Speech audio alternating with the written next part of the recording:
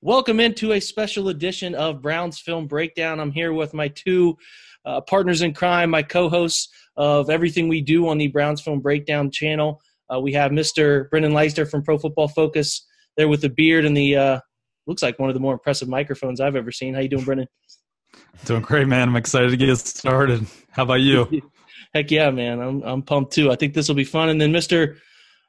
Brown's Daily Mock Draft. How you doing over there, boss? Oh, living the dream. Thanks for having me on with two great football minds like you guys. Too kind. So what we're going to do here, guys, is we are going to look to do pretty much a live draft scenario. We're going to use the Draft Network software that they have for popping up and down the picks, and we'll do all 7 rounds as best we can. This will be a long video. I'll warn you. If you want to flash forward, I'll time code it so that you can jump to picks if that's your thing. If you want to hear logic, we're going to talk through a lot of logic too, and then we're going to look at who the players are with some highlight videos and talk through why we like those guys a little bit as well. So look at this as sort of a comprehensive mock draft experience that you don't normally get because you're flying through picks and just making sort of guesses or reading somebody else's mock and don't know their thought process. So our goal here is to explain as much as I can, as quickly as I can. But before then, we posed on the Browns Film Breakdown Twitter handle any questions that we had that we wanted answered.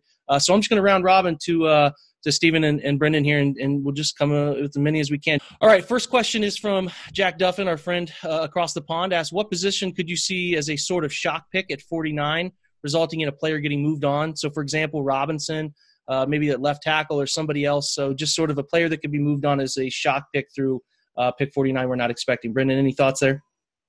Yeah, I just think an offensive tackle potentially. I personally think that the pick's probably more likely to be a defensive player, whether it be a defensive back or a defensive lineman, but I could definitely see an offensive tackle. And if that's the case, I'm assuming that the guy will get a chance to compete with Robinson or Hubbard, whichever side they want to put him on. So, yeah, it's possible that if they draft a guy second round, they think that he's ready to play early, that they could move on from Robinson or Hubbard pretty quickly. Agreed. Offensive tackle makes a lot of sense. Steven, this one comes to you. It says, does Brown's Daily Mock really think Savage, the safety, will be there in the third round? It's so hard to say because there's a clump of safeties, and depending on whose board you believe, you know, they're ranked anywhere from 35 to 85, and they're in. And you can make an argument for the order.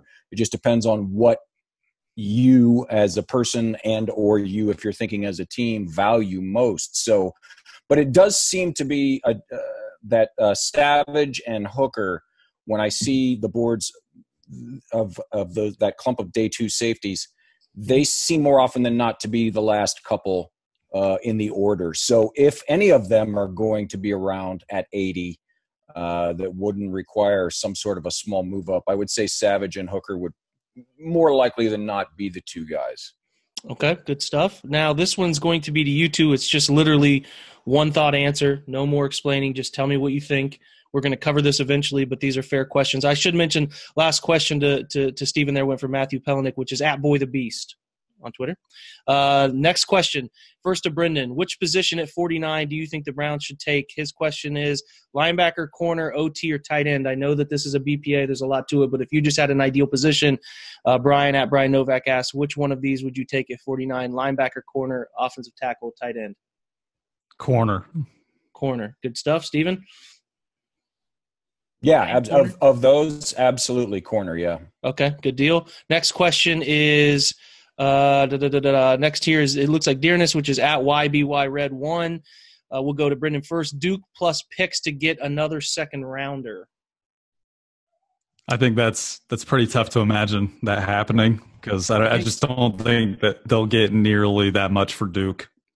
Look at what Jordan Howard went for. That's what I say. Bingo. I think we're all overvaluing Duke. That's a topic for another day. I love the guy, but we're not keeping it real with what he is as a player in terms of how the NFL values running backs. If I could throw just one quick thing in, if the question is maybe packaging Duke with 80 to move back into the second round, that wouldn't be something that I would do, but that might be enough to pull it off. But if it's just, Duke and a 5th to somebody else for their second or whatever, then I agree with you guys completely. But if it's moving up from 80 in some sort of a package that involves Duke, I could see that. I mean, it makes sense. The value probably could be there to move up 15, 20 spots. Okay, good deal. I'm gonna ask this next one. It's a similar mode of what you're talking about, Stephen. This one comes from Tennessee, which is at Big Ten. Den 54. Would John Dorsey? We'll start with Brendan. Would John Dorsey be bold enough to move up to the bottom of the first round, something like a trade with New England, possibly, to select Jeffrey Simmons to get the fifth-year option and sort of a pseudo red shirt? I just think it's a long way, and it's really tough to put that kind of package together. You're going to have to give away a lot of draft picks or young talent once again, like they did in the OBJ trade with getting rid of Peppers. But it's such a question mark, that late round or that late first round pick. I do like Simmons as a player, but I think there's a chance that maybe they'll get him in the second round. So I don't think that he's quite that bold to put a package like that together. Maybe he'll surprise me. Steven, what do you think? I don't think there's anything John Dorsey isn't bold enough to do. So I think it's actually two questions. I don't think if John Dorsey wants to do something, I don't think anybody can stop him. I mean, he's just got that kind of swagger to him. But I agree with Brendan wholeheartedly. This whole moving back up into the first round thing, I think it's a smokescreen because it's just going to be prohibitively expensive. And we've got a ton of picks, but I don't think we've got that much to give away. Yeah, good answers by both of you guys. Next question, Matt. Looks like Matt Abounder, which is at Matt_Abo53. This is a fun one, so just give me the name of the list he presents to you. Tell me which ones you would take. You can have one of these players, he says, in Fantasyland. Jeffrey Simmons, Amani Hooker, Taylor Rapp, or Juan Thornhill. Brendan, who you taking? Simmons. Stephen? I would probably take Thornhill, but I agree with something that Brendan's been saying for a while. If Simmons is there at 49, I think he's a Brown. Well, then, damn it, Simmons is your answer to that question. Okay. This is fantasy, man. And actually, as we did the first round, we did through the whole spot all the way up to the Browns because we were going to talk through it. This question is sort of a foreshadowing in a sense. Last one here for the sake of time. We'll go to both of you guys on this one just because it's a name I think is pretty fun. This one comes from Son of Thunder. Nice. At Kirk Gruber. Chase Winovich gets no love, but could you see Dorsey drafting him at 49? This is the type of player that a lot of winning franchises like Pittsburgh would be all over. We seem to never get guys like him. Do you guys think Winovich is a name that's in play at 49? Steven, we'll start with you. I like Winovich. I don't think him and that position is the right value for us at 49, but I like him as a player. Brendan? Yeah, I like him a lot. I honestly don't even think he'll be there. I think he'll go earlier. But if he's there, I'm sure they'll consider him depending on what's on the board because there's no guarantee that there's going to be a great corner or a great safety or Simmons, on the board at that point. So if he's the best player by far, it's possible that they take him or maybe they just trade back. But, yeah, I think he's in play. I agree that the fit and the value is a little weird, but he's a good player at a valuable position. So I think he would be in play. It'd be fascinating if he's there. So thanks, guys, obviously, for all the questions. I don't do that often enough probably for the podcast and all this stuff. So we do another one of these pre-draft. We will certainly take more questions. A majority of those were fantastic questions, and I appreciate those. So we will shift gears, and we're going to take a look at how the draft is sort of shook out through the first 48 picks here. So, guys, we're going to go through. I'll just say the names as we go. If you want to add anything, just shut me up and give insight. The Cardinals start out with Kyler Murray. Seems to be the consensus here that Murray is going to be taken. We haven't heard anything official, but as we get closer, Murray is the guy at 1. Nick Bosa at San Francisco at 2, which would just be a home run pick for me in terms of a fit and a need that San Francisco has. Quinnen Williams at 3 for the Jets. Which is a really good pick for them. They need interior defensive linemen. Greg Williams taking over that defense. I think that's a pretty good fit. Then things get interesting. I should ask, any thoughts on the first 3 picks, guys? I think the Jets are going to trade down. Okay, I don't think that they'll stay there. And I think it's possible San Francisco will talk to teams about trading down too, depending on what a team's willing to give up. Fascinating. Steven, anything? I agree. But now that doesn't say I don't think Quinnen Williams would be a good pick for the Jets. I think it'd be a home run for them. But I totally agree with what Brendan just said. I think, especially after they gave up so much last year to move up for Sam Darnold, that if they can drop down, especially if they can stay in the top 10 and gather some of that draft capital back, it makes perfect sense for them. Agreed. Now, speaking of greed, we're going to move on to pick 4 and 5, which I think are reaches, but Greedy Williams and Byron Murphy, I don't see either of those picks happening. Do you guys? I mean, I guess Byron Murphy to Tampa could happen, but I mean, It's your guys' thoughts? I think it's really interesting just because of like what we found at Pro Football Focus as far as like positional value and the value of coverage versus pass rush, because many of the smartest guys that work for the company think that coverage is more valuable than pass rush. But just comparing like to last year, I would definitely put Denzel Ward above those two guys, and Denzel Ward was the highest drafted corner since Charles Woodson in the 90s. So it's hard to imagine two corners going quite that high, but maybe it's the start of a trend with Ward going so high. But yeah, I agree that it's probably unlikely that, an edge rusher, quarterback, offensive tackle probably goes there. Agreed. We'll keep going. 6, Jawan Taylor. 7, Josh Allen, the edge. 8, Rashawn Gary. 9, Montez Sweat. And 10, Devin White.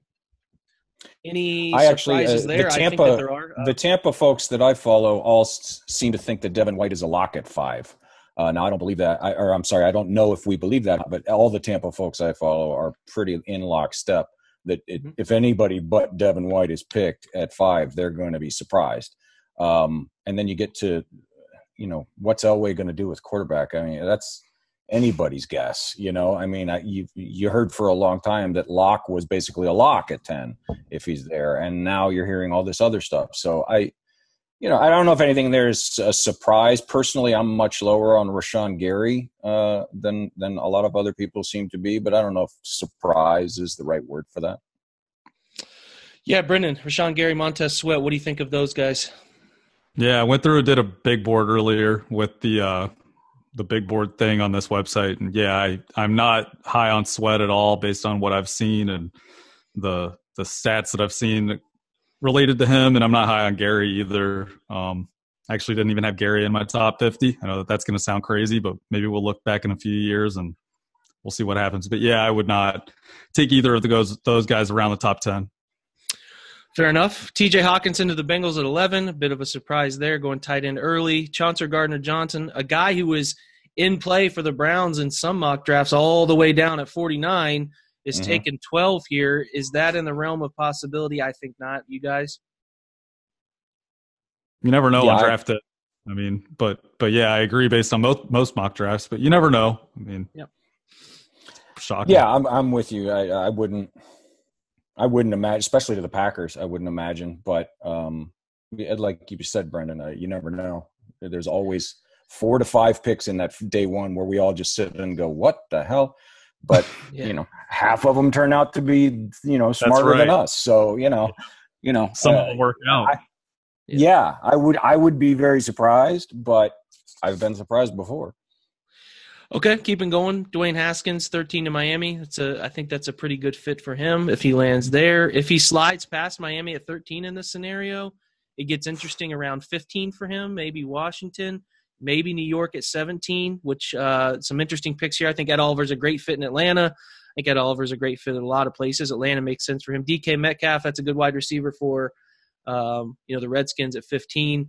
Dillard is a good offensive tackle, obviously graded well. I think he's your Pro Football Focus highest graded tackle, Brendan. Am I right about that? Yeah.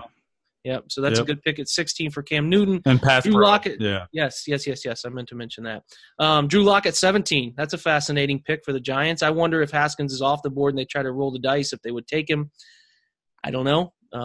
There's some things to like about Lock, but there's plenty to dislike too. Again, if you guys throw in anything you want to throw in, shut me up. Yeah, here's something. So where's Rosen going in this scenario? Right. Yeah, in this scenario, he's got to go somewhere, which we obviously can't control that. But, I mean, New York makes the most sense, right, guys? Within New York, I think they took Locke, right?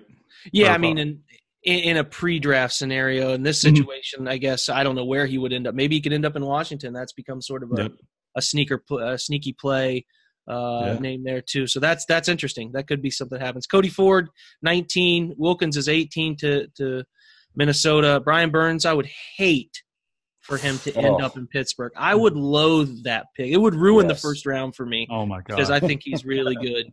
I would be shocked if he fell that far. I would be shocked. I think he's going to go top. Devin Bush, go ahead.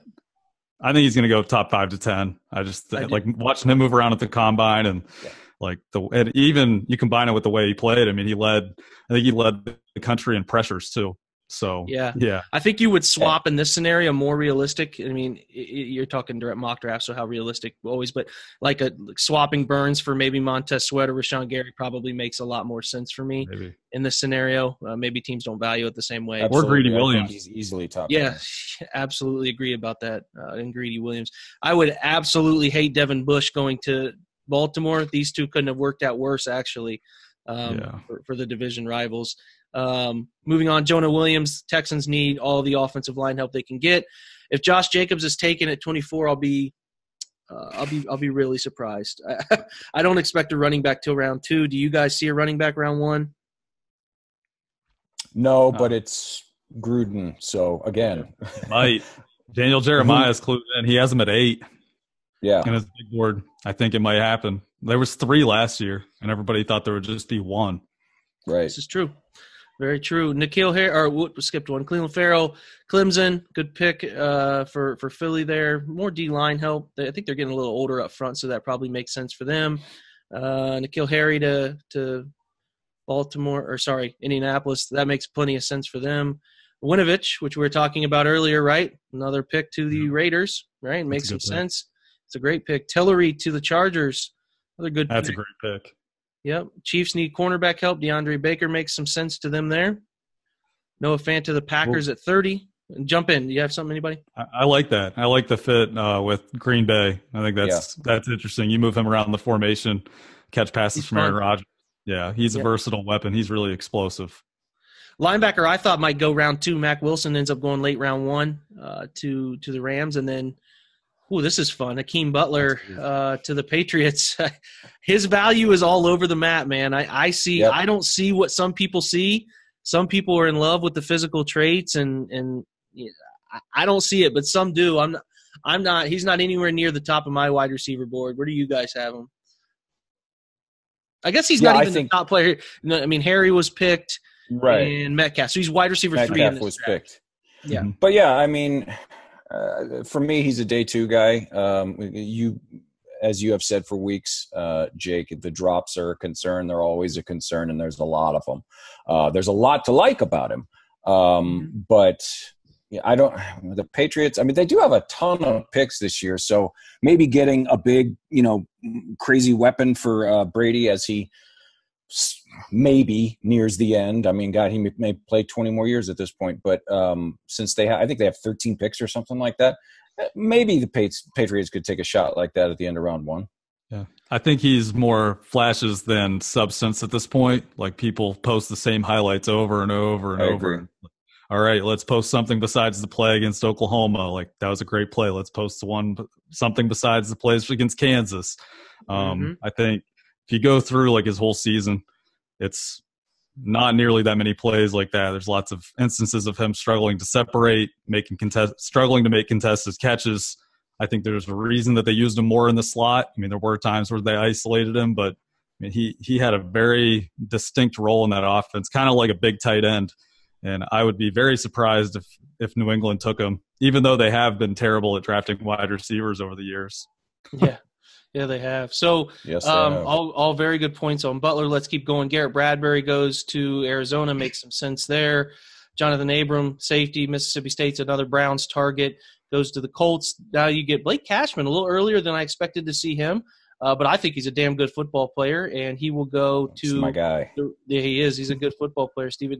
Looks like they're going to come away with Winovich, Josh Jacobs, Greedy Williams, and Blake Cashman from their first 4 picks. It's a little – some good, some interesting there for Oakland. I'm sure fans wouldn't be all too ecstatic about that. A.J. Brown to San Francisco. I like A.J. Brown. I think getting him and getting Nick Bosa is a pretty good first 2-round haul for them. I love the Shanahan system. He'll be really good. Yeah. Yeah. The thing that I like about that is just that like he can play inside, outside, and Dante Pettis was the same way. And Shanahan loves guys like that because they use so many tight splits like they do in LA with the Rams, like McVay likes to do. So, like even your outside receivers are sometimes playing like slot receivers where they have that two-way go. So it's good to have those guys that have that feel in space with two-way goes. And I think Brown and Pettis, who they took last year, who I loved, those guys both very good fits for that offense. Pettis too. Then we get a run on all, and we get Daniel Jones. People are all over the board. I don't like Daniel Jones' game from what I've seen. I can't say I've studied these guys to feel great about making definitive decisions about some of these guys, but and isn't it fun? and then we get a run on offensive tackles. Risner, Little, Yannick Kajust, all those guys are going to be early day 2, round 2 targets. Tyree Jackson, I think this is probably too realistic for the type of Elway quarterback that he would risk. I think this is getting too real. It's like video games that get too real. That's what I thought. Yeah, man. I don't know where it's coming from. So, like, people are trying That's to justify way high. They're trying to justify it with, like, Josh Allen comparisons. And I'm like, he's a worse version of Josh Allen who so many people didn't like. Like, what do we do? What are you doing? Why? I've been calling him Mac Paxton Lynch for, like, almost a year now. I swear. And how fitting, dude. I've got texts. Yeah. God. And Reisner falling this far would surprise me. He was one of the best pass protectors in college football. Yeah. No, it's fine. But I'm sure I don't even know. I mean, either way. But yeah, he's one of the best pass protectors in college football last year, and I would be actually the past few years.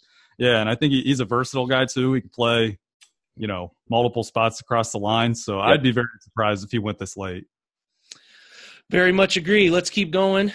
We have Irv Smith going to Detroit, Marquise Brown, Hollywood Brown going to Green Bay. That's another that's a good pick. Kevin Fant with Rodgers. Oof. I'm glad they're in the NFC. Wait, Lonnie it was Gardner Johnson was their other pick. They did. Yeah. That's not a bad first 3 haul. It depends on where you value Gardner Johnson. Lonnie Johnson, the Kentucky corner. I don't love his film, but the traits are, I guess, there for some people. That's high for me. Yeah, me too. Lindstrom goes to Washington. That's fine. Rapp to looks like the Panthers, which is also fine to me. And then Caleb McGarry, Washington off tackle goes to Miami. Now we're up. Let's talk. Let's talk names on the board here on the right. I have we'll talk positions first. So this says our team needs cornerback, safety, interior D-line, linebacker, OT. I would agree with those first 5. You guys agree with the first 5? Yep. Okay, so let's look first at cornerbacks available. Amani, are you guys good with his last name? Oruwariye. Fair enough. That's much I call him Amani from Penn State. Amani from Penn State, yes. There you go. Yeah. Wow. Justin Lane, who we all have sort of found an affinity for. Shout out to Jeff Floyd for starting that. It seemed like before anybody else did. Mr. Rock from Temple. Is it Yasin? Am I saying that right? Yep. Rock Yasin? I think so, yeah. Julian Love, who my guy John Colosimo loved on last night's podcast, led the nation in pass breakups the past few years, I believe. Love him. Right? Something like that. Good football player. Sean Bunting shooting up draft boards. Another good player who I liked. I wrote about him on Cleveland.com for 7 late-round prospects. He's not even a late-round prospect anymore. He seems to be shooting up into round 2, round 3 area. David Long, another name a lot of people love, the Michigan corner, also available there. So Mullen, Joanne Williams. I mean, there's some names. Wow. Because some good players Mullen, there. I think, is in Daniel Jeremiah's top 50. Yep. Is he? I haven't checked it, but I know a lot of people like his game a lot. I'd be happy if they decided to go corner here. I got to be honest. Any of the first 5, I'm totally okay with. I like them all. Who is it? Brugler has Bunting. Was it Brugler has Bunting in his top 40? Somebody's got Bunting in his top 40. It is. I believe. Is it Dane? Yeah. Yep. But any of those guys, literally any of those 4 or 5, I would be totally happy with if they decided to go corner at 49. Good deal. Let's talk safeties. Darnell Savage, who they have ranked as the highest in this group of remaining safeties. Juan Thornhill, the testing freak, is a great cornerback experience. Safety is available. My guy, Amani Hooker, is still available. Deontay Thompson, a little too free safety for my liking. Doesn't necessarily fit. Those are probably my 3 in this list. What do you guys see? I agree. Yeah, Deontay Thompson, I think, is physically limited. Mm-hmm. I'm with it. So those are the three we'll consider there. And then I think we'll just sort of look at interior D-line before we go back to best available. Our guy is there, Jeffrey Simmons. If we feel like that is the player that they will take or we would take, the only other name – there are names I like a little later. Kalen's obviously a name that we all like. Renell Wren's got some numbers. Draymond Jones, Ohio State player everybody knows about. We'll cover probably interior D-line later. But I think when you're looking safety corner, yeah, those are probably the two positions we should consider most. What do you – I think it comes down to – we'll start with this. Do you want to take Jeffrey Simmons? Do you see him as some people see him as a top 10 talent. Do you want to take him and at that position with his two red flags with the injury and the off the field ding that happened late in, right before college? Or do you want to go corner safety? What do you guys think? Well, let's do this. We'll start with you, Brendan. We'll start with your vote for a player and then we'll go to you, Steven. Then we'll just kind of all decide on what we think makes most sense. I like a lot of the corner names still.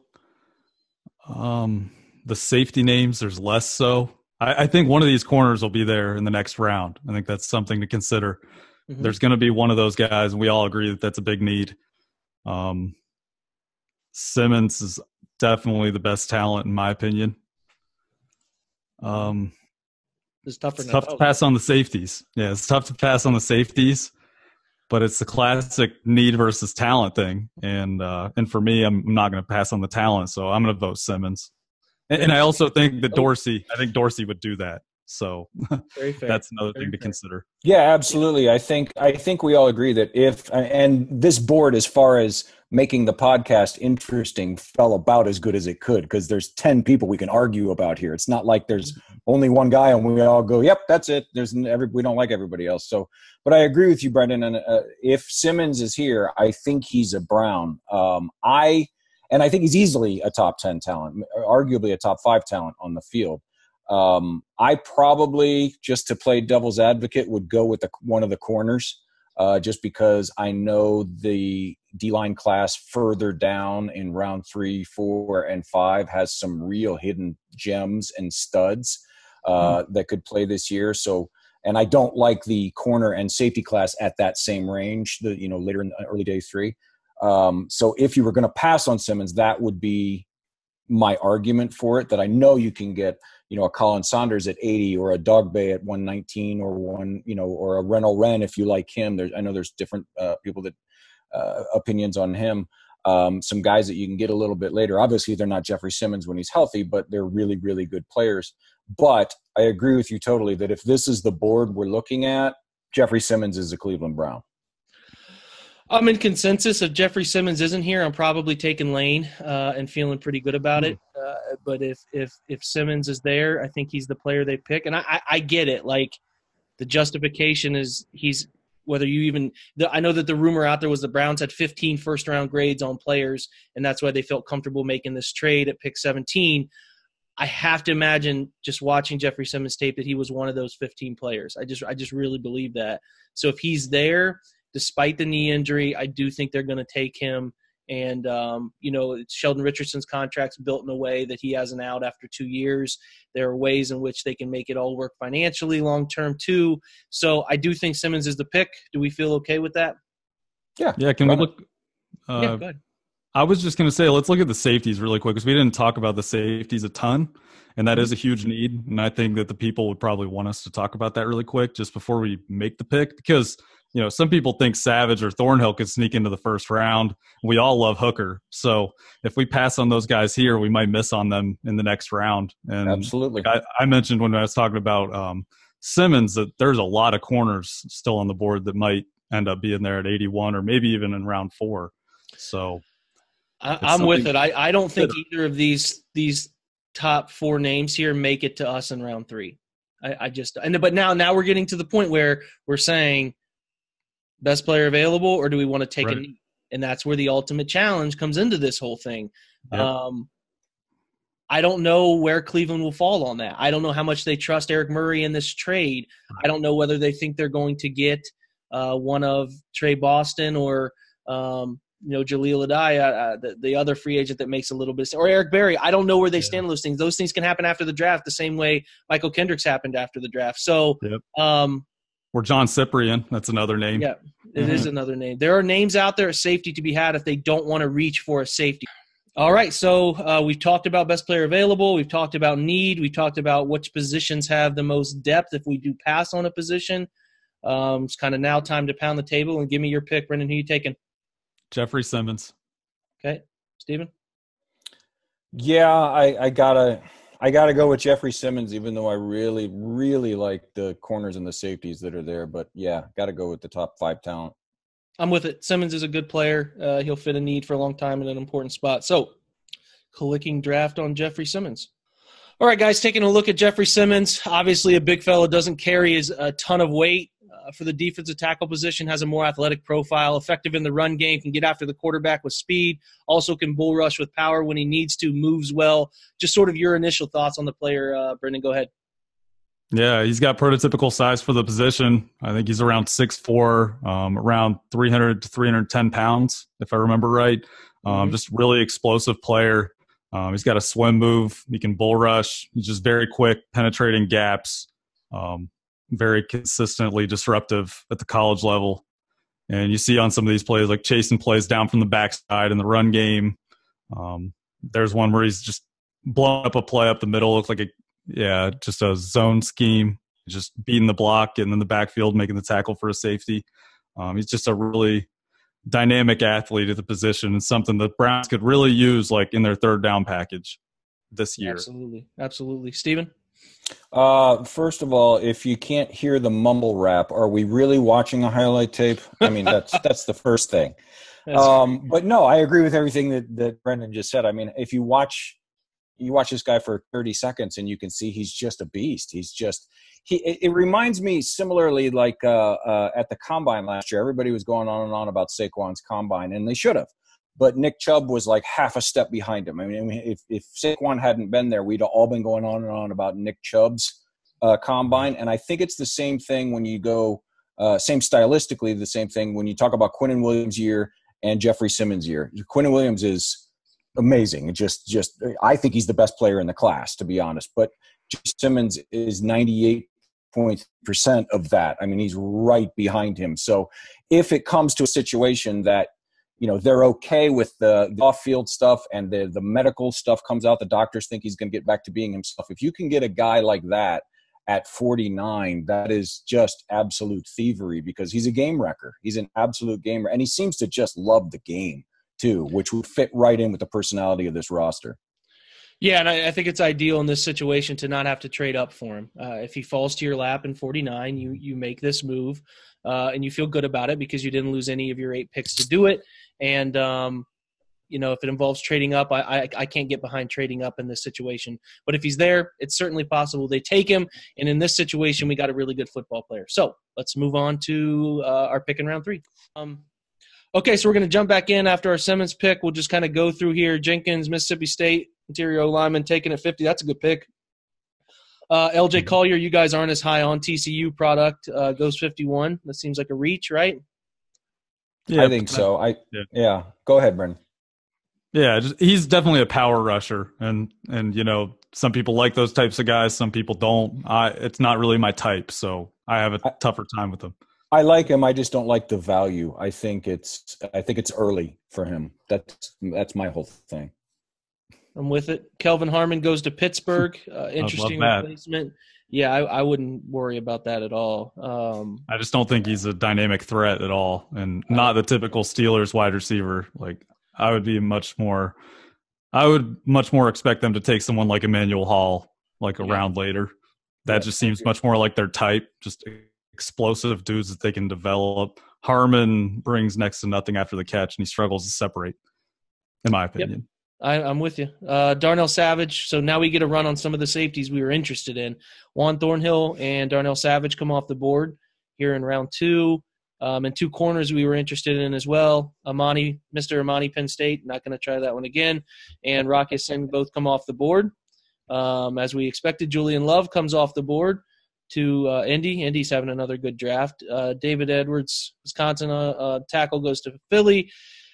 Looks like the Cowboys take an interior presence, Dexter Lawrence. Opinions are all over the board. Paris Campbell, Ohio State wide receiver, goes to Chargers. Miles Sanders to Penn State, from Penn State to the Chiefs. Have a tough time seeing that, but maybe they love him. Justin Lane to the Saints. God damn it, the Saints draft so well. Bastards, man. Then a couple late round picks there. Charles Omenihu, who some of us have talked about, is love that guy. A player that is a really good fit. What do you like about him so much, Steven? I'm just wondering. The versatility. He can play. If you watch his tape, they moved him all over the line, and he gets home from all over the line. I don't think you can, stick him out wide 100% of the time, because I don't think he's got that kind of gas over the long haul. But he's a guy that gives you the flexibility to disguise your fronts, because he can go all the way from 3, and then if you want to, sometimes he can get as far out as wide 9 if you want, and he can get there. And again, his personality, he's just I've never been in the same room with the young man, but he's very competitive, and he seems like a guy that everybody likes to play with. Okay, yeah, I just wondered because his profile just seemed to me like someone that might be a tough projection as far as rushing the passer, and that was all I wondered. Yeah, it's. I've seen debates on is he a 3-tech or is he an edge, and what is he? And I think there's some guys where here's a good example we were talking about before with Rashawn Gary, that they have that same debate, and it's because he didn't really produce at any of those spots. Mm-hmm. With Omenihu, it seems to me like the debate is he's produced at all of them. So which one do you stick him at? And that's a good debate rather than the one with Gary. Does that make sense? Yeah, it makes a lot of sense. That's good stuff. Yeah.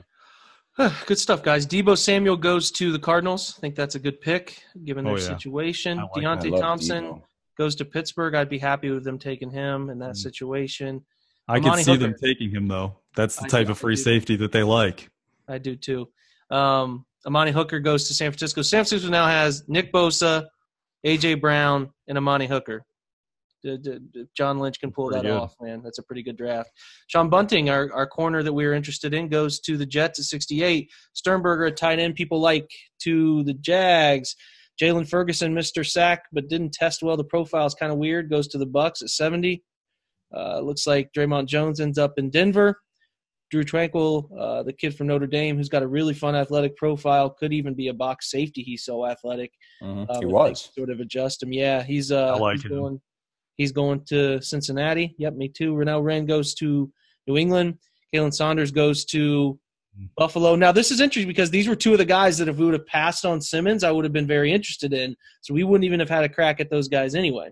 Right. Well, if we get to 70, and assuming they like Saunders the way we like Saunders, had it gone down the way you just said, if we get to 70 and they want Saunders, I'm moving up ahead of Buffalo. I'm making this move for a guy like Colin Saunders from 80 to 70, 72, something like that. Very possible. I think he's that good. Very possible. Michael Dieter goes to Green Bay. They improve at tackle. Christian Miller, Alabama edge, goes Washington. A guy who's been hotly debated is one of the guys to blow the draft process, goes round 3. Brendan and I have had this conversation, Steve, and I haven't really had it with you. Like, I get that he's had the injury and the really poor handling of interviews, but like the tape is phenomenal. And this round 3 value, like if he were there at round 3, I would consider him. Like I really would consider him because like there's some things that I really think you can't teach that he does really effectively. And I get it, like the injury, the way he handled the injury, the weight he seems to have put on a little bit of weight between now and the combine. Like I get the red flags, but I would at least have a conversation about him there. I don't know where you guys stand. Oh, I'm with you 100%. I think he's a better football player than the guys that went at 8 and 9 in this. I think he's a better player than Sweat. I think he's a better player than Gary. That's fun. Yeah. What do you think, Steven? I would be all about that in round 3. I think John Dorsey would definitely consider it. The thing that would scare me about it is even before this horrendous draft process that he's had, a guy, Lance Zierlein, who's a guy that I respect in the draft world, had said that he was already off some teams' boards for things that, guys like us will never know. And the most frightening thing that has come out of this was when he said, "I've never watched tape of myself." That scares the bejesus out of me. But I agree. It also seems a little bit like there.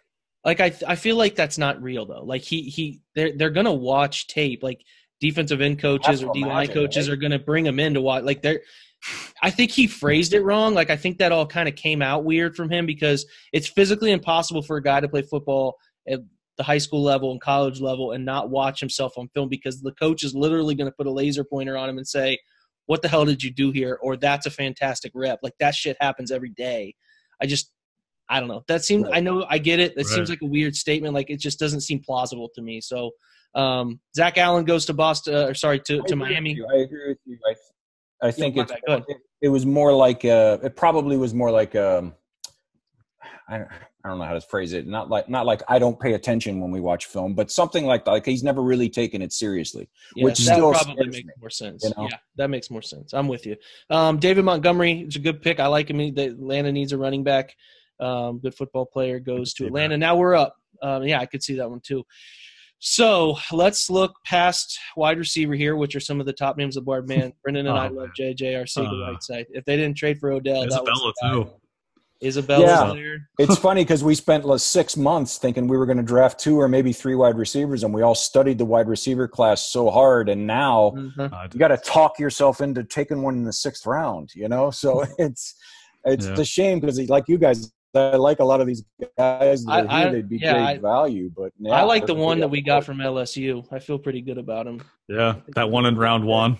I do. I like that pick. I will be watching highlights of that guy. Yeah, I said I like the one we got in round 1 from LSU. No, yeah, I don't know who you're talking about. I don't. Oh, yeah, the Landry guy. We'll move on. Oh, okay, Pete's favorite. Yeah.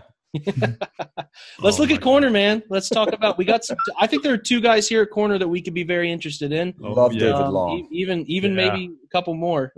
David Long to me is like I feel really good about that pick. I don't know. What do you guys think?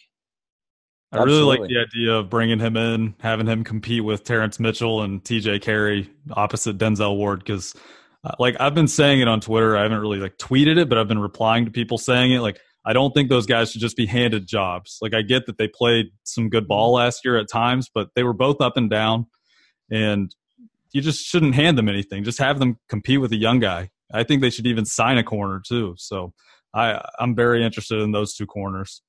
I'm with it. Let's look at safety. Not really the value.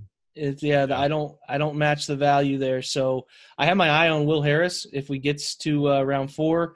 But I'm not going to reach for Will Harris here. I mean, I don't know. Are you in love with anybody else on this board?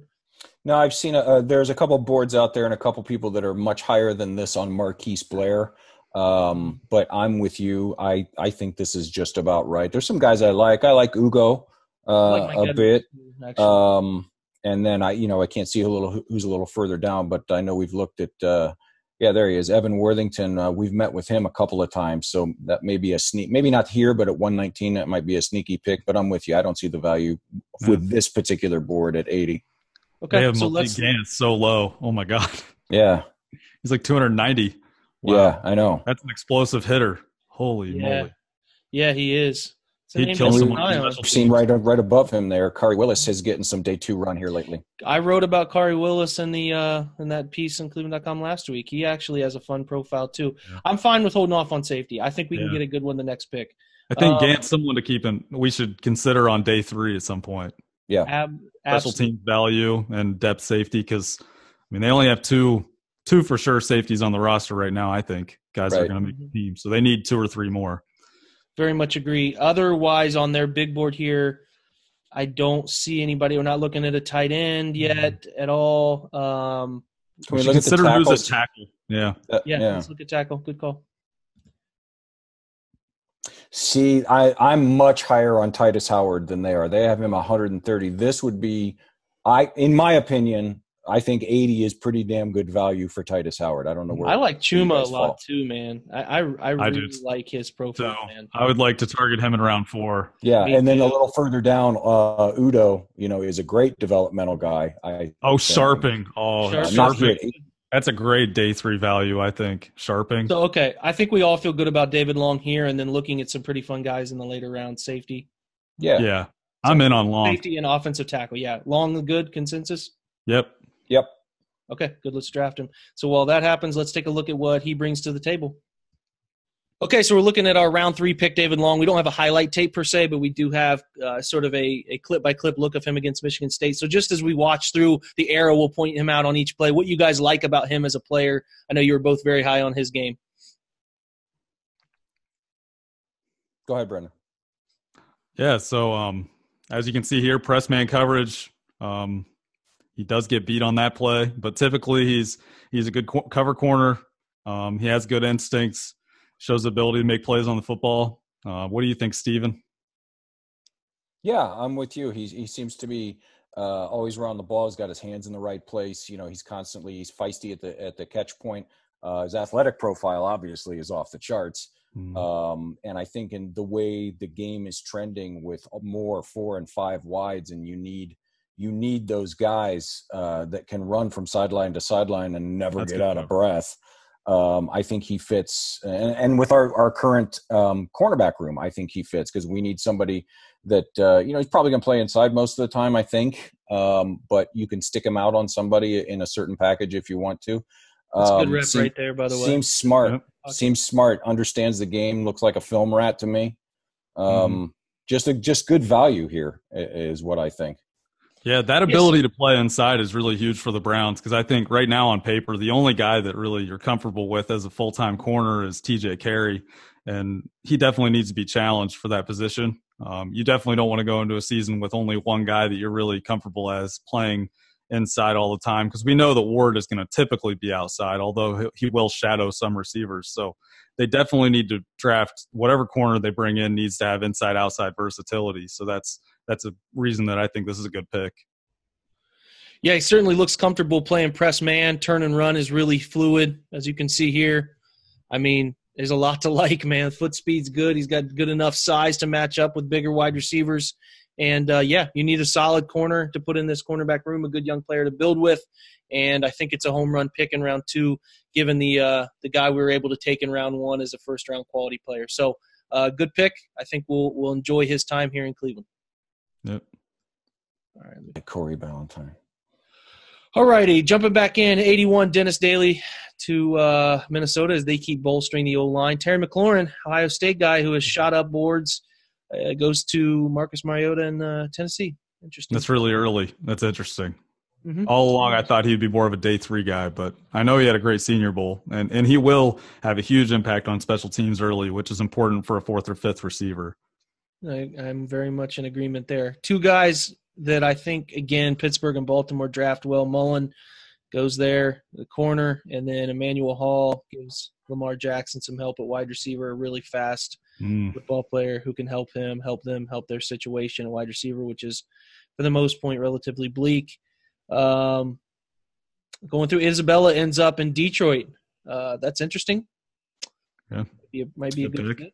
Yeah. That's Tristan really Hill, early for Tristan Hill, I think. Yeah. He's got some tape I like, but I agree. I didn't think he was a top 100 player. God dang it. The Jets get J.J. Arcega-White. Said that Sam Darnold will love him, man. That is for sure. I do like Vashawn Joseph's tape, linebacker. If we're looking at linebackers, he's got a really fun profile to play Will Backer. Really, really fluid in coverage. I like him. He's a really good pick for Kansas City right there. Any other names? Cale Waring is is it Kahale? I think it's Kahale, right? I could be saying that wrong. Sure. There's an extra A in there. I don't. He bought him. I like Dawson Knox.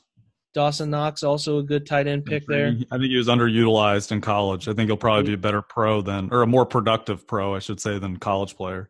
I think Mississippi should have just changed their mascot to the underutilized. I mean, all of their receivers, I mean, every one of them lacks a production profile because they didn't have anybody to throw them the ball. So, agreed. Adoga goes to our USC offensive tackle goes to the Jags. Very disappointing. Ravens bolster the edge, Max Crosby. He's a debated player. Some people really like him. Some people don't. The Jets get Darrell Henderson as a backup for Le'Veon Bell. That guy's got a fun profile. Memphis running back. Josh Oliver, a tight end I like, goes to Oakland. Joe Giles Harris goes to Tampa. Another guy I liked. Anybody you guys like, shout him out as we kind of try to speed up. Riley Ridley, that's interesting. I mean, this is about where I think he belongs, round 4.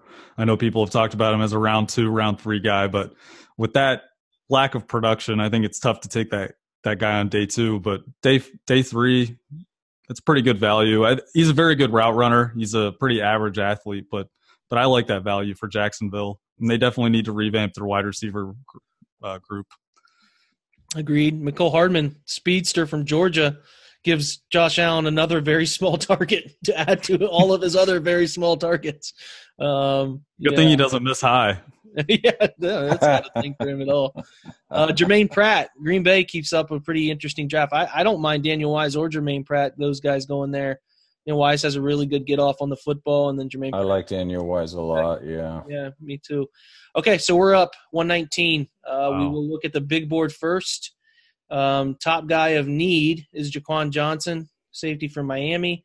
Then a bunch of wide receivers and running backs on the list, which I don't feel ready to take any of those guys yet. Blair is there, Utah product. Going down the board. Mahdi from Oregon is available. Anthony Nelson, the Iowa edge, is available. Will Harris is available. Let's look at positions now, specifically offensive tackle. Bobby Evans could be decent value here.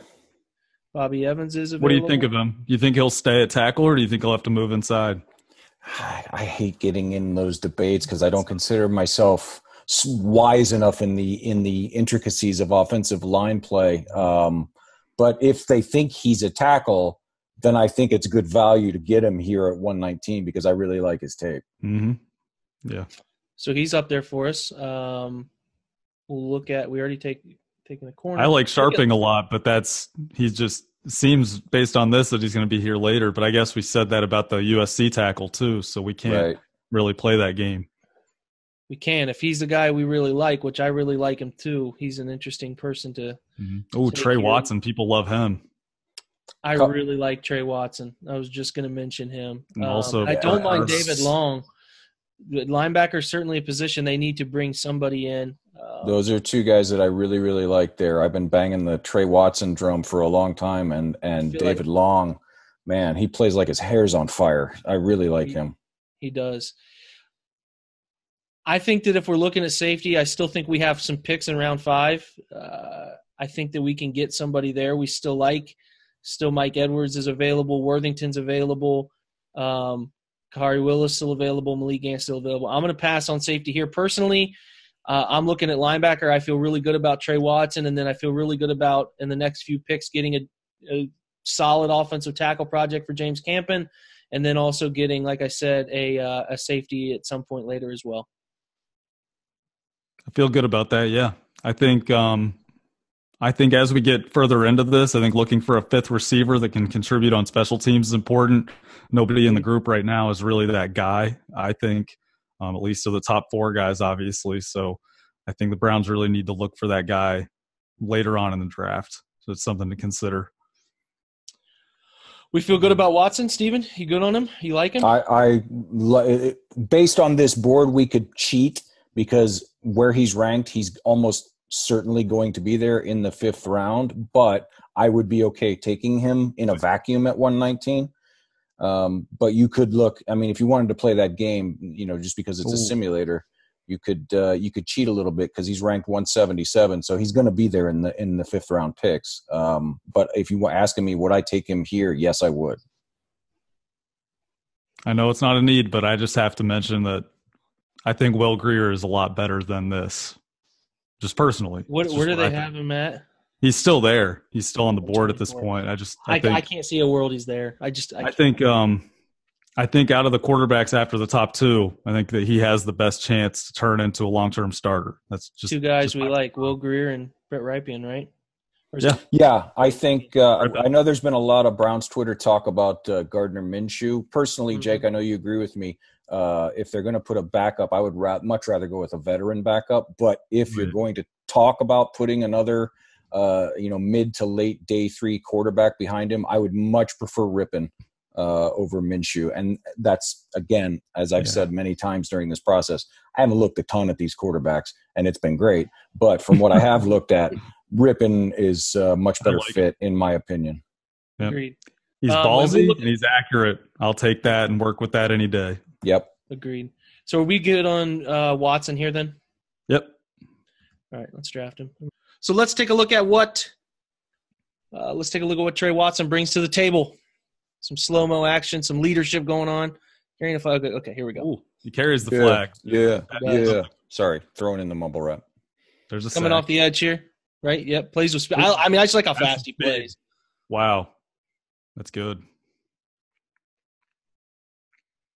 Read react on a little screen action here. Very smart. If you watch a lot of his cut-ups, you can see he's rarely out of position, too. He knows what's going on in front of him. He's obviously studies tape because he seems to anticipate quite a bit. Obviously, his athletic profile is good. He's fast. Nice dude loves to play football. That's a great job of reading the quarterback's eyes and working back to the crosser and picking that ball off for a pick six. Agreed. And then the play before that, I have no idea how he can get a combine invite. Yeah, me either. Wow. Yeah. Has Maryland had their pro day yet? Yes. How'd he do? I didn't see those numbers. Not like elite or anything, but solid numbers all around. Good. Yeah, I mean, it looks like instincts are top notch, so that's going to make him play a little faster than he runs. Right. I think his 40 was in the mid 4.6s, which for a linebacker is perfectly acceptable. Yeah. I like it. A little more coverage action here. This kind of reminds me of, I mean, the roles are completely different, but this reminds me a little bit of young Kirksey. I know, like recent years, as Jake and I have talked about a lot, like Kirksey's really dropped off the past 2 years, but early on, I think he played like this, hair on fire, great instincts and coverage, very explosive, like making plays in the backfield on like taking down screens and stuff like that. That's really impressive, taking on that block. That cut block is what I was going to say. Taking on this. He's not afraid. Yeah. Staying on his feet. That's great. Ooh, nice fill. Wow. Really nice fill. He didn't give up any yards there either. Nope. Just stuck him, got him on the ground. And Blake Cashman were the two guys that started out nowhere at the early part of this draft process that both jumped off the screen at me. And I was like, how are these guys not getting any run? And Cashman finally got his, and it seems like in the last couple of days, Trey Watson's starting to get a little bit of run, which I good for him, good for the young man. See, a lot of linebackers or just defensive players in general get dragged there, and it might be a touchdown. So that was really impressive. He just got him on the ground immediately. Mm-hmm. Really hits. He has a really good feel for reading quarterbacks as they try to find escape routes, which I think is an underrated skill. This feeling for quarterbacks as they put their eyes down where they're going to move. You know, this looks like a design draw, but nonetheless, I noticed in another clip too, you have to have that sort of natural feel for how a quarterback wants to escape the pocket. And in a division with Lamar Jackson, it's even more important. Absolutely. Yep. All right, good stuff. Let's jump back in the draft. Okay, so rolling on, Will Grier finally goes off the board. Tennessee is an interesting spot if he goes to Tennessee in some vicinity because the pressure is on Marcus Mariota to figure it out. And he's he could be a guy who pushes him. Looks like Pittsburgh took David Long away from us in some capacity. Just kidding. We're actually having this talk about we could have drafted 2 David Longs. And confusion could have happened from that. Anthony Nelson. Yeah, that's right. We'll have them play each other. Go get the papers. Get the papers. Anthony Nelson, the edge, I think has good value. Seahawks. Right there. Looks like Marquise Blair, the safety we had some interest in, goes to Dallas. Justice Hill is a fantastic athletic profile. A good pick for Philly who needs a running back. Good fit there. Stidham to Patriots is very interesting. Miles Boykin, who has that better athletic profile overall, the Notre Dame prospect out of or has a better profile than help me out. I'm drawing a blank. DK Metcalf. DK Metcalf, thanks guys. Basically everybody, honestly. That's better. Yeah. He has a better athletic profile than all the receivers, I would say.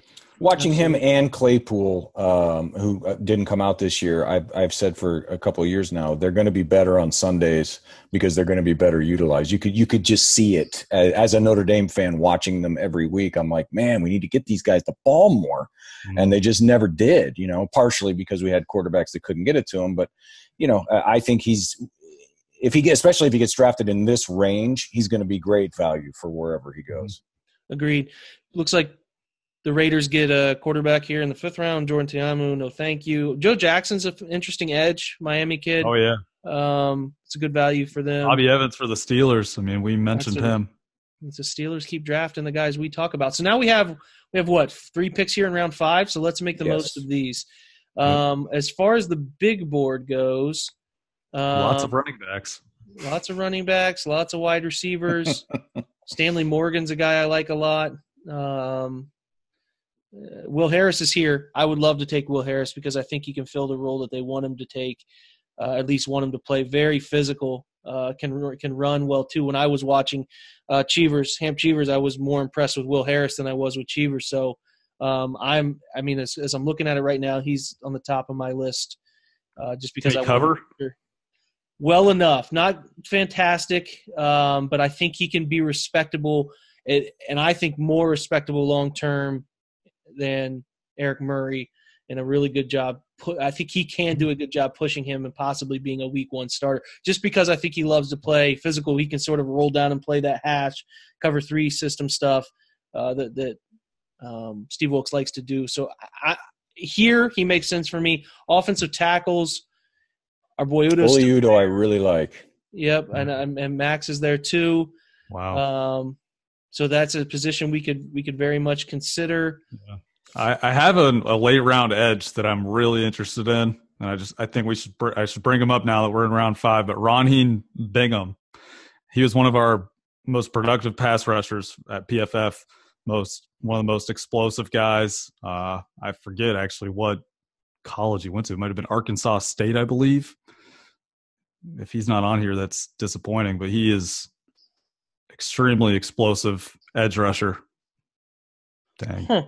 There's some interesting guys. Malik Reed. Have you looked at Malik Reed out of Nevada? Because he's another day 3 edge guy that is really interesting. No, they don't seem to have him. Wow. Yeah, he definitely belongs on there. He should get drafted. I think he had an injury and he ended up missing the combine, I believe, or he might spell his last name. Bingham. Yeah, that's all right. He is definitely someone that teams that are looking for a pass rusher late or undrafted free agency, they should absolutely be looking at him. He was just a terror off the edge.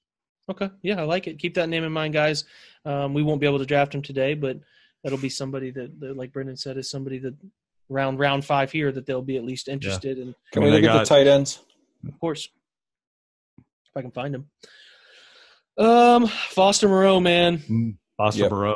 I like him. Oh, I like him too. I don't maybe like him here so much, but I do want him eventually. Yeah, him and Sample both, and I know that Wesco has some fans. I like Moreau and Sample, but it looks like we can at least wait until the later 5th round picks to grab those guys based on their value here. So I would like to. My ideal situation is we went Will Harris, grabbed our tackle at 155, and then used our next 5th round pick on either Foster Moreau or somebody, maybe a wide receiver or running back we're in love with. In those situations. Fair enough? Yeah, that sounds good. Yeah, I'm in. Okay. All right, we're going to grab Will Harris. We should mention Evan. I mean, we're going to go ahead and take him, but we should mention Evan Worthington is a few notches down on the safety rankings, and the Browns have met with him multiple times. So it's somebody to at least look into if you're a Browns fan, because they're obviously at least somewhat interested. Yeah, I'm with that too. I think they're going to be interested in a lot of those safety. Maybe they might end up taking a safety some people have never heard of, so or at least few have heard of, such as our traveling day 3 guru here, Stephen. Chris Johnson from North Alabama is a guy that I really like, and he's probably going to be UDFA, but there's very little tape on him, but you guys are such great tape guys. If you can go out and find it, I know you're going to like him. He's vicious. I'm with it. Let's check out Will Harris real quick, and then we'll jump back in and get our next pick. Taking a look at Will Harris, some of his highlight tape that you can find on YouTube, guys. Impact special teams player, I think that's going to be an important part of his role here. That's what I was going to ask, because 5th round safety, this guy has to play special teams, and we need standouts on special teams. Yep, I agree. Absolutely. Plays well in space. I think is underrated in space. Fights blocks well. You know, and he's relatively fast for the position too. I haven't really noticed many situations where speed causes him issues. Not going to be a guy that, unless you're studying draft prospects, and a ton of people are going to know about. But when I watched him, I've just noticed a guy who reads and reacts well, can come up, make hits, and play the hash and cover 3. And I just sort of like the physicality and, you know, just some of the natural tools that he brings. It's all projection at this point in this position, but plays fast, man, and plays physical. Is never really – I don't see him get squared up, blocked, and eliminated from play very often. So we'll keep scrolling through here, let you guys give your thoughts as you watch, and maybe you haven't seen much of him yet. Yeah, I agree with everything you just said, and you also, I mean, obviously you scout the player, not the helmet, but a guy that comes out of Boston College, generally, you know he's going to be tough, you know he's going to be physical, and you know he's going to be in the right place most of the time, because that's what they ask their guys to do, and he certainly has all that in spades as well. Yeah, what is he listed at? Give me just a second. Let me look it up. I know he looks like a really long, tall athlete. So, Brendan, it looks like Will Harris comes in 6'2", 210, so relatively good size for the position. And like I was trying to point out earlier, he comes in a little similar to Juan Thornhill just in terms of sheer size. Thornhill's a much, much better athlete, but Harris can make some of those read-react plays, and I really think he'll be good for the Browns in this defense. At least give Eric Murray a real run for his money to day one be your starter against whoever they open up with, hopefully in prime time, and then we'll go from there. But let's jump back in. Look, there haven't been many picks since we selected our selection, so let's try to – Actually, it doesn't look like we did it. Okay, so Will Harris we took, then Terry Beckner came off, Mark Fields, Antoine Wesley, the Texas Tech kid, goes to Cincinnati.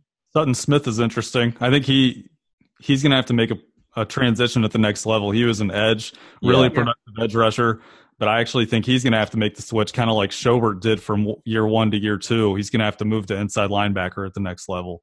I think so. That Alex Bars pick is interesting. That's a draft and stash probably because he's coming off a knee. But again, being a Notre Dame guy, before the injury, he was playing like a top 100 guy. So that would be a real nice pick for the Packers there. Mm-hmm. Agreed. Let's jump into our pick. We're 155, still in the 5th round. We talked about offensive tackles we really liked here. Udo's still on the board. Sharping. Max Sharping's still on the board. Let's see what the big board says in terms of just players out here. Rodney Anderson, Oklahoma kid, a lot of injuries, but a good football player. Fulgham's fun. I do like Preston Williams a lot, but then he tested poorly, and the off-field is really questionable. He seems like a guy that Dorsey might bring in as an undrafted free agent. Very much agree. Absolutely agree. I like Corey Ballantyne a ton. Ooh. Man, I really do too. It wouldn't be bad to double up on corner. No, it wouldn't be bad at all. I would love for them to double up on corner. Look at the group now. It's just Long and then the other 3 guys. I mean, other than that, it's a lot of no names. From here on down, I like Corey Ballantyne. I like Jimmy Moreland. He's not on this first screen here, but Xavier Crawford, I think, is being really underrated. That's Sean Bunting's running mate. They've still got him listed at Oregon State for some reason. He transferred to Central Michigan. And Jordan Miller is a guy played really well like a year and a half ago, broke his ankle and came back this year. Looked like he was working back from an injury, and obviously Byron Murphy stole all the headlines, but he's got a profile and a skill set that if you can get him he's right now he's in UDFA territory.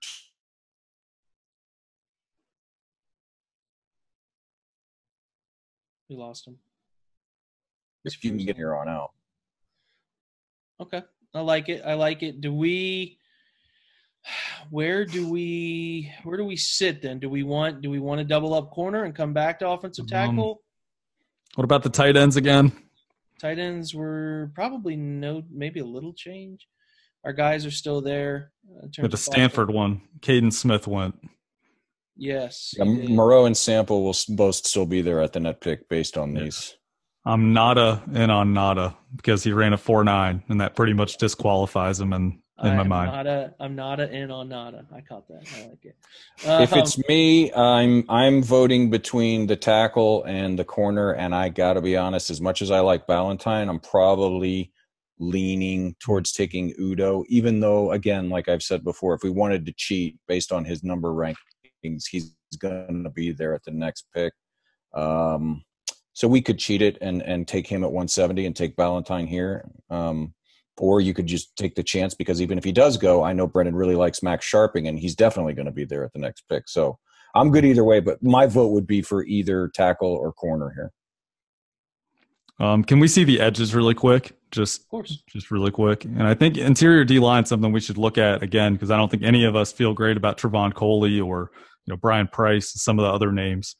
Mm-hmm. Okay. I'm telling you who I would take. Dog. He's right there. Take him right here, and I'd feel really good about it. Yep. This film is freaking explosive. Interesting. I would Cortez Broughton too. I like Cortez a lot. I like both those guys a lot. And then we could cheat the board here, like you said. They're probably both still there, but I would feel we got actual decisions on our hands here. I think I'm taking Ballantyne, guys. I think I'm okay with it, because I think the drop off at corner gets interesting, and I really like Ballantyne, man. I think that he comes in with Senior Bowl, solid Senior Bowl performance, and I still feel really good about getting some positions. We got 2 picks left in 5, 6, and then we'll sort of see what's there at the end. But I think I'm in. I'm with it too. I think I'm in. Yeah, that's what I want to do. Yep. Yeah. All right, let's do it. Again, I mean, we were talking about cheating the board here. Realistically, you're not going to get Dog Bay much lower than this if you get him here. But, if we're going to cheat the board, then, just so we can show the highlights and talk about him as a player and his fit and everything, then I'm totally on board with it. Yeah, let's look at those highlights. So Ballantyne playing at Washburn is a tough film to find a ton of stuff on. So we just found 3 that we're going to show you guys real quick. Little read and react action here on the scramble drill. So you're going to see him close on the football here on the right side of your screen, make this play along the sideline, nice, tough interception, good movement skills we like about him. Here we get at the Senior Bowl where he sort of showed out. Going to be covering a little sluggo action here at the top of the screen. Physicality's on point. Oh, I like how he disrupts the route early. Mm-hmm. Cool. And then he's off balance there. A lot of guys get beat at that point. Yep, absolutely agree. I think he does a really good job of finishing at the top of this one, too, as the ball arrives, which is the thing that I like, squeezing that hip, staying there in perfect phase if that ball arrives to make a play on it. And we get a little bit more game action here to the bottom of your screen. Oh, wow. That's a great break on the football. Mm-hmm. I like the feet off the line. Like that jump outside, boom, boom, back inside, undercut, pick. That's a great play. Yep. Mm-hmm. So plenty to like. I think he's a guy who can really compete for time and make his name on special teams, hopefully. And then, like we said, a guy who can long-term be a guy with David Long and Denzel Ward in the cornerback room. I like that pick. I feel good about it. Yep.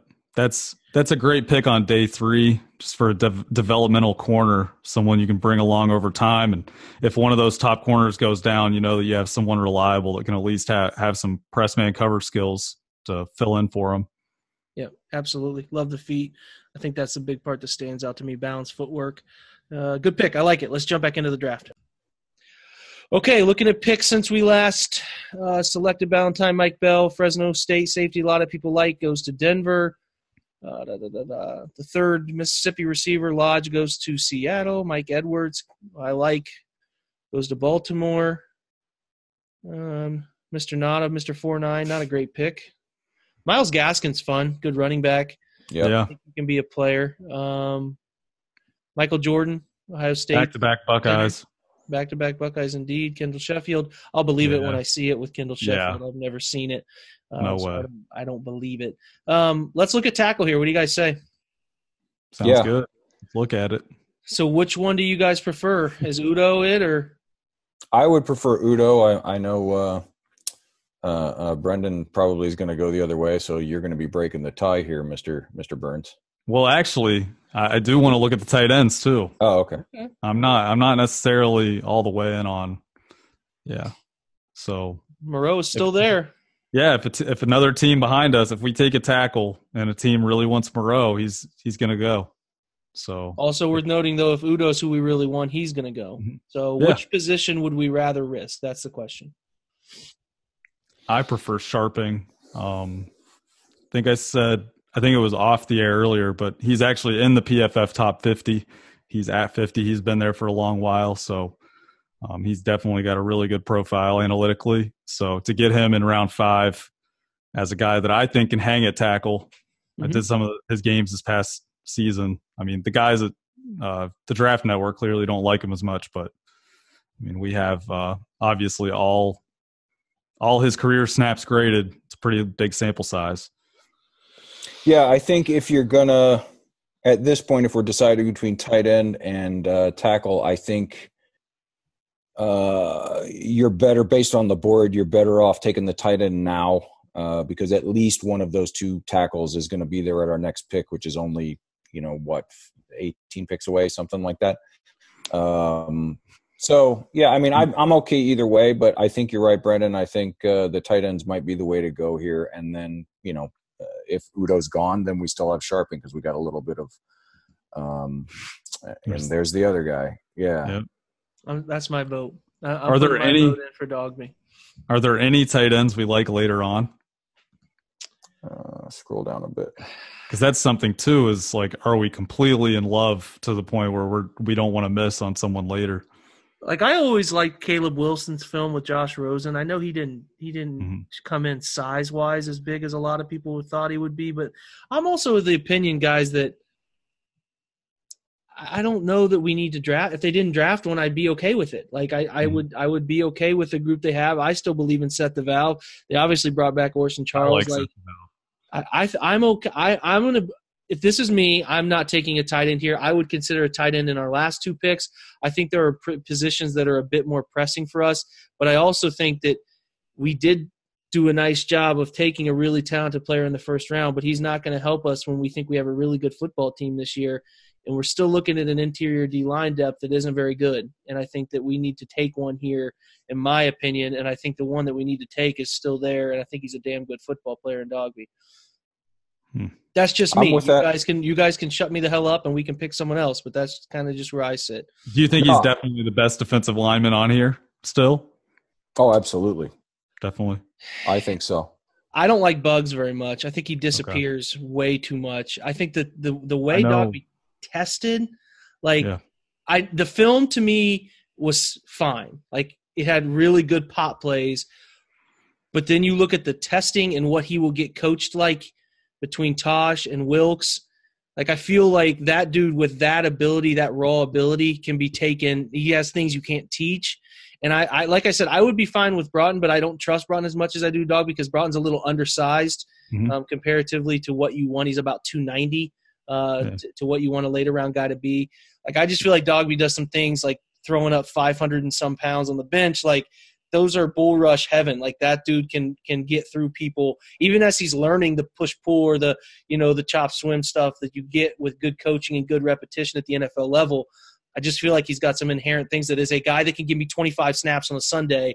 Like maybe he pops off and gets you a sack or gets you a big TFL in a big moment. Like that's what I need, because if we left here without one of those guys, I would be extremely nervous about, like you said earlier, Brendan, playing Trevon Coley big minutes, Brian Price, I'm not sure if he's still around, but Carl Davis is at least still around. Like, I don't feel great about those guys. Yeah, Price is still around, I think. Yeah, I think he is too. So I'm just like, I'm to the point that I would rather have someone I know that can compete for my second unit. And then if my long-term defensive tackle room includes Dogby developing, Jeffrey Simmons coming back healthy, and Larry Ogunjobi hopefully taking the steps we believe he can take, and they're not forced to feel like they have to push Sheldon out after just this and year. Richardson for 3 years, hopefully. That's what I'm saying. If you get 3 years out of him, guys, you're looking at like with the 2 DNs and Vernon, Myles Garrett, guys that you can rotate. Chris Smith, we could grab a DN later. Like, Avery obviously too. It could be really good, but I need to feel better about my second unit, and that's why I'm in on Dogby right here. I'm with you. When I was saying that it was tight end or tackle, I just completely blanked.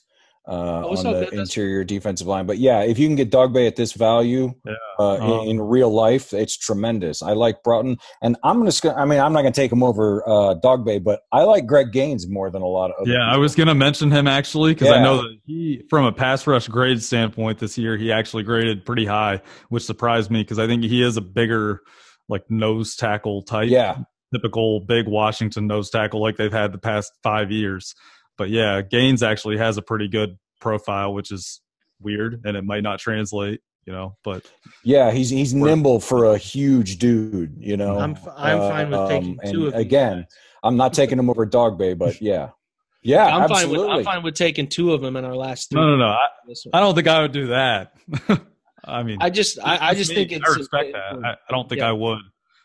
Just from like the roster building standpoint, just like you can only keep 4 or 5 of them, so then you're in a tough spot kind of when it comes to final cuts, the end of preseason.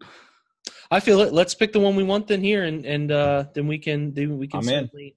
Okay. We can go from there. Let's go with we all good on Mike, or do we want Greg? I'm gonna ask really quick. How do you think Dogbe will be as a pass rusher?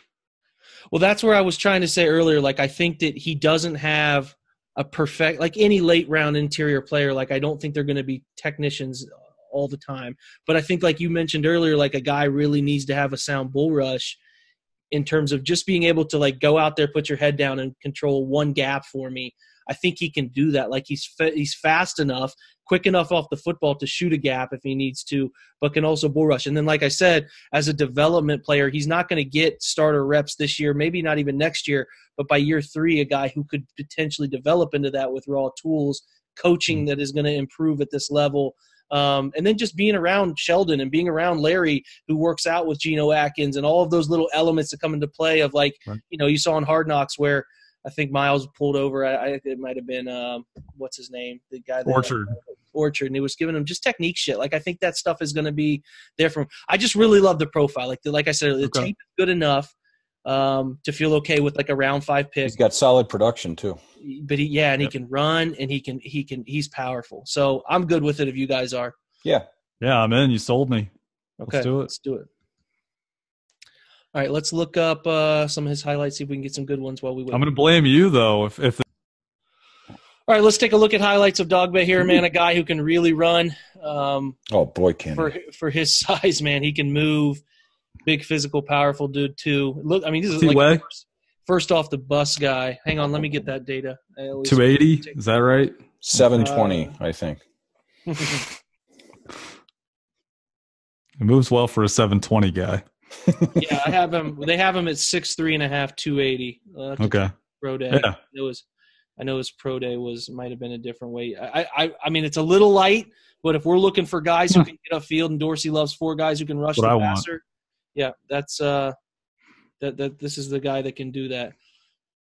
Well, especially since you're not going to be asking him to play 80 snaps a game. I mean, right. This is your second unit.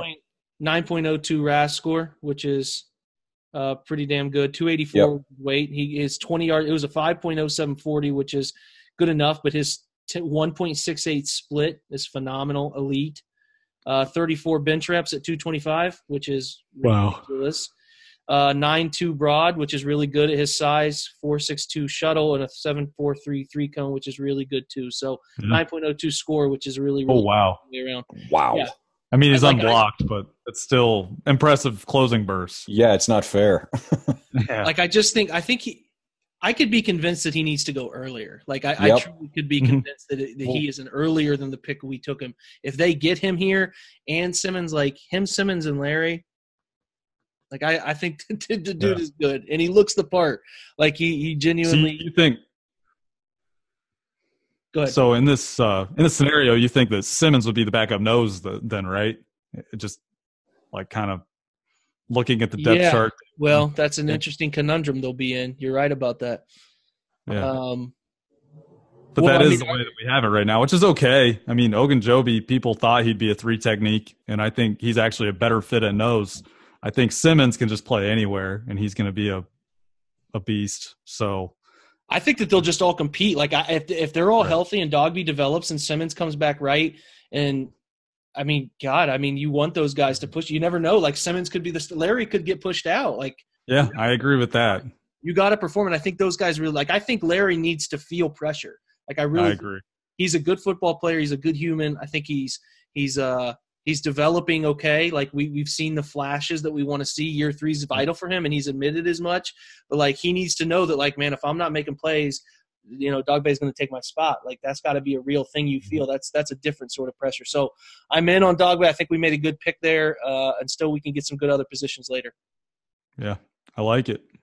And I agree with what you said earlier. I think realistically, if we want him, 119 is the spot because I mean, I keep getting him in the 5th and all of my mocks, but I personally, then again, I said the exact same thing about Jannard Avery last year, and I didn't think there was any way he would be around in the. I thought he was a day 2 guy easy, and he ended up getting in the 5th round. So you never know, I guess.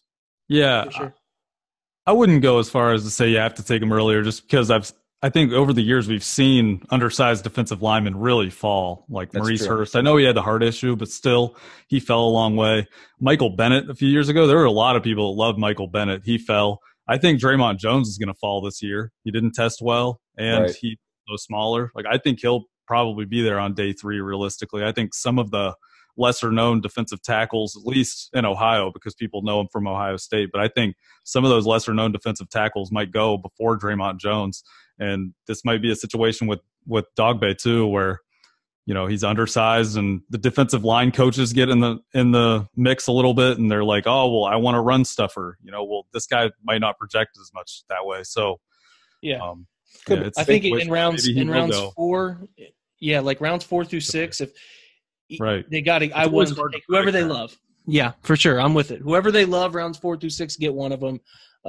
Whether it's Dogbay or any of them, Daniel Wise, I don't care. Get one of them that they really like, and then I could even see them going higher if they love a player and they didn't take Simmons, someone they love even more. Out in front of that pick too. So we'll see. But I feel good about our pick here. Yeah, no, absolutely. I mean, he's a fantastic football player. He's just risen up. That's the trouble there. I just wish that they could get him in round 4 somehow. Yeah, I know. I just don't think it's possible. Yeah. It'll be fun to pay attention to, because some of these guys, like I said, if they were to let it slide a little bit and take Cortez Broughton like in the 5th, he's got he's got crazy production. Like, I know when what's his name? Help me out. Jim Coburn, who does a really good job with the data stuff. His analytics profile is like almost all pro level in some of the market share stuff. So, and I know that that's not the end all be all by any stretch, but production's production, and he produces. So I could see him being a good fit too. So options abound. Let's jump back in. Moving on, last pick of round 5 here. No, are we in round 6? I could be off. Or did we get there yet? I think it's round 6. We're going into 6, We are in 6 now. You're right. So from our last pick, guys that have been taken, Ben Burke-Kirven, man, that dude, he's not really by any stretch a traditional linebacker, but man, it was a production machine. Tons of tackles, got to the football. Of course, Pittsburgh takes Moreau. As typical. That's a very Pittsburgh pick. It's a super Pittsburgh pick. You're right. Gardner Minshew to Cincinnati. Interesting. I'd like that. That came out a lot meaner than I intended it. Yeah, I'm not worried about them at this point. Yeah, me neither. Stanley Morgan goes. How many tight ends have the Ravens taken so far? I think they're tight end 6. I think. Okay, all right. Yeah, I think we're there at some point. Speaking of weird first-round picks last year. Okay, let's jump in. We can look at I would look at a tackle here. I don't know what you guys think. There's probably – I mean, our guys – Let's look at the best available overall. Our guys are still there. Yeah, both of them. Look at the list of wide receivers. Fulgham's there. Cody Thompson's a lot of fun. Renfro's still there. Cody Thompson, like you said, still there. Zigbo is a running back. If you move on from Duke, that dude's fun. I like Mike Weber. Mike Weber. A lot of other. James Williams of Washington. You want somebody that does a lot of the same things that Duke does. James Williams' tape is filled with that stuff. I really like that kid. Very good point. Jalen Hurd. Evan Worthington, Jalen Hurd. I like Jalen Hurd. I know you guys like him. Swing. I could be talked into it. I do want to come out with a tackle, though. I'm going to be pretty honest. Yeah, I do too. Yeah, I And think I at this think point we have to take it. I think we I'm push going to it make the argument, honestly. I'm going to make the argument that Sharping's the best player on the board. I'm fine with Sharping. I think that he he's is. undervalued on this thing He might too. not be on this thing, but I think he's the best player on the board. Here's the based on the difference. profile. To me, Udo is a guy who is developmental. He looks the part. Like he on film, there are missing pieces, but he really looks the part. He could be a project for Campen if he has the time. But to me, Sharping is somebody who could compete sooner and somebody who has the technical tools that Campen can then help him with little nuances of footwork, because I've just noticed little footwork issues that he has when he initially drops, things like that. But his technician hand delivery, stuff like that, very good. And I think that speaks to why he's so highly rated in your system. So I'm fine more so with the immediate need. If Greg Robinson goes back to being Greg Robinson, struggles, gets hurt, whatever, you need somebody who can play. I do not trust Desmond Harrison. I do not trust Kendall Lamb like I need to trust Kendall Lamb in both phases. I would like a guy that I draft that I feel relatively good about, but relatively good to the sense that this guy could play in a sense that we need him to play in week 8 when Greg Robinson's out for 2 weeks with a sprained ankle. Just anything. Just that's where I feel that, that's where I feel he makes the most sense. Yeah, I think another thing to factor in is, we're all thinking win now. And we don't really want to wait when it comes to, especially like offensive tackle. We got to have good pass protection up front. Well, I think Sharping's one of the best pass protectors, honestly, in the class. He's gotten it done at the college level. So I mean, you guys know where I stand. I want that to be the pick. All right. Yeah, I'm okay either way. But like I said earlier, I know I don't really know the ins and outs, the nuances of the offensive tackle. But I trust you guys more than I trust myself in this area. So I would be okay either way. I really like Udo. I think he's very fast, and I think his length is something that you can really use, especially in today's league. But if you guys are that high on Max Sharping, then I would totally trust what you guys say. Yeah, I feel good about it. We all good on Sharping then? Okay, sure. Yep, I think that's a great pick in round 6. I do too. Let's look at some of his film real quick. Okay, so he's wearing number 73, playing left tackle. We don't have a highlight on him, but you guys can at least see him here, top of the screen. Yep. Brendan, you had a little nugget you wanted to share with everybody? Yeah, so out of all offensive tackles in FBS last year that played 20% of their team snaps, Max Sharping was 6th in pass blocking grade at 89.8, and that is out of, let's see how many players. I mean, at least a few hundred players. So that's pretty massive. He graded ahead of Jonah Williams in that category, which is really impressive, ahead of guys like Greg Little, Titus Howard. And then just behind of the big name guys, Andre Dillard and Dalton Reisner are the only 2 big name guys that are really ahead of him on that list. But yeah, 6th, that's pretty good. And then run blocking wise, he's down at, let's find it, down at 61, but still we're talking about out of hundreds of players. So that's still a pretty good grade overall. Right. And then I'm going to go overall grade. I'm going to check it out. Overall grade, he is at 17. So we just got the 17th highest graded offensive tackle in college football in the 6th round. So if this pick doesn't work out, we're going to blame the analytics department. That's what I call a hidden gem. Good look here at pass set. Right here, you got a wide 9 look, 2-point rusher off the high side of the screen here. Well, if I could get it to play. Oh, that's smooth footwork. Yeah. When he gets his pass set right, he's tough to get around because he's wide bodied too, but not wide bodied in a bad way. Like he can still set the angle that you need to kind of drive by, which I think sometimes that's Greg Robinson's big issue is his hip angle allows for high side pressure, which really annoys me. And I don't see a lot of that with him. So we'll watch here just a couple more clips as we go through.